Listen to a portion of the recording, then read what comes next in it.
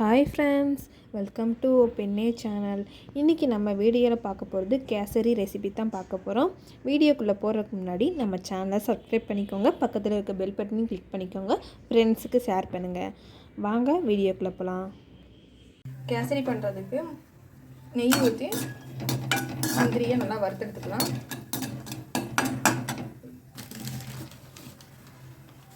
இது கூடயே திராட்சையும் போட்டு வறுத்தெடுத்துடலாம்.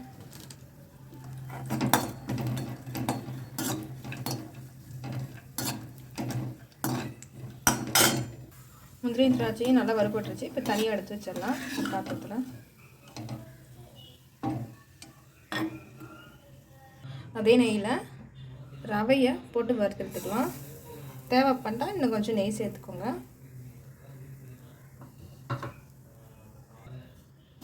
நெய்யில் நல்லா ரவை வறுபடணும். ஸ்டவ் ஸ்லோவிலே வச்சு நல்லா வறுத்தெடுங்க. ரவை நல்லா வறுபட்டுருச்சு. இந்த அளவுக்கு வறுத்தெடுத்துக்கோங்க. ஸ்டவ்வை ஆஃப் பண்ணிவிட்டு ஒரு பிளேட்டில் மாற்றிடலாம். அதே பாத்திரத்தில் தண்ணி ஊற்றிக்கலாம்.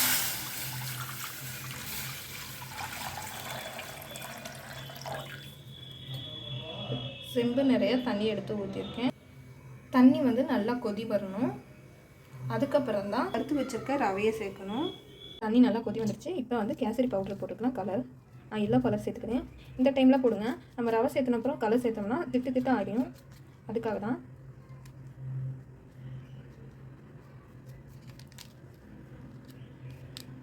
இப்போ ரவை சேர்த்துடலாம். ரவை சேர்த்தாச்சு.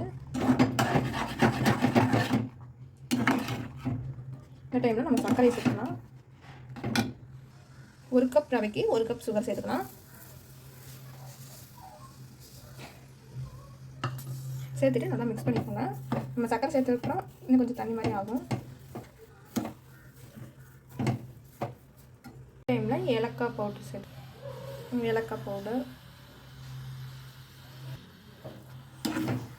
சேர்த்துட்டு நல்லா மிக்ஸ் பண்ணிக்கோங்க. நெய் கொஞ்சம் சேர்த்துக்கலாம். நெய் சேர்த்துக்கலாம்.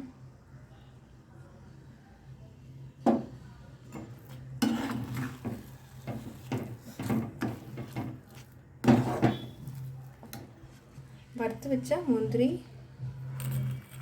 சேர்த்துக்கலாம். திராட்சையும்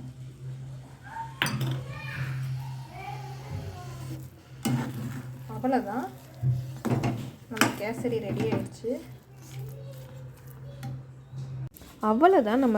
ரெடி ஆயிடுச்சு. நீங்களும் இதே மாதிரி வீட்டில் ட்ரை பண்ணி பாருங்கள். குட்டீஸுங்களுக்கு செஞ்சு கொடுங்க, என்ஜாய் பண்ணுங்கள். ஓகே ஃப்ரெண்ட்ஸ், அடுத்த வீடியோவில் பார்க்கலாம். பாய்.